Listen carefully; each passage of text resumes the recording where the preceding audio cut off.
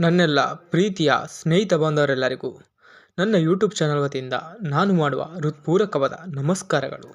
ಇಂದಿನ ವಿಡಿಯೋದಲ್ಲಿ ಜ್ಯೋತಿಷ್ಯದಲ್ಲಿ ಯಾವ ಗ್ರಹಗಳು ಹಾಗೂ ಯಾವ ಮನೆಗಳು ಮನುಷ್ಯನಿಗೆ ಭಯ, ಹೊಟ್ಟೆಕಿಚ್ಚು ಕೊಟ್ಟು ಬದುಕನ್ನೇ ನರಕ ಮಾಡಿಬಿಡುತ್ತದೆ ಎಂಬುದನ್ನು ತಿಳಿಸಿಕೊಡಲು ಬಂದಿರುತ್ತೇನೆ.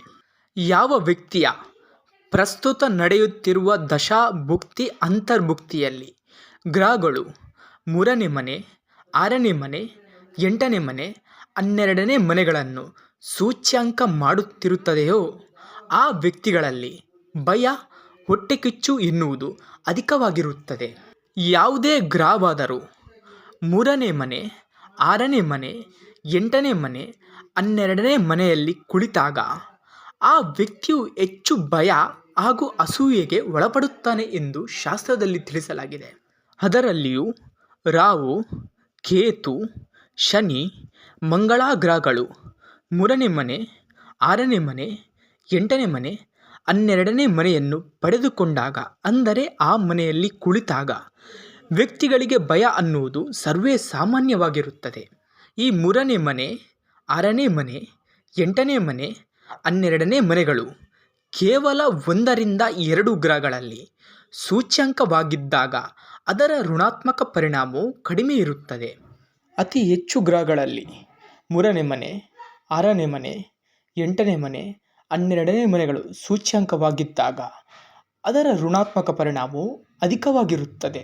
ಆದರೆ ಯಾವ ವ್ಯಕ್ತಿಯ ಪ್ರಸ್ತುತ ನಡೆಯುತ್ತಿರುವ ದಶಾ ಭುಕ್ತಿ ಅಥವಾ ಅಂತರ್ಭುಕ್ತಿಯಲ್ಲಿ ನಕ್ಷತ್ರದ ಅಧಿಪತಿಯಲ್ಲಾದರೂ ಅಥವಾ ಉಪ ಅಧಿಪತಿಯಲ್ಲಾದರೂ ಅಥವಾ ನಕ್ಷತ್ರ ಅಥವಾ ಉಪ ಅಧಿಪತಿಯಲ್ಲಾದರೂ ಸರಿ 3ನೇ ಮನೆ, 6ನೇ ಮನೆ, 8ನೇ ಮನೆ, 12ನೇ ಮನೆಗಳು ಜೊತೆಯಲ್ಲಿ ಸೂಚ್ಯಂಕವಾಗಿರುತ್ತದೆಯೋ ಆ ವ್ಯಕ್ತಿಗಳು ತಮ್ಮ ಜೀವನದಲ್ಲಿ ಬೇರೆ ವ್ಯಕ್ತಿಗಳನ್ನು ತುಳಿದು ಮೇಲೆ ಬರಲು ಪ್ರಯತ್ನಿಸುತ್ತಿರುತ್ತಾರೆ.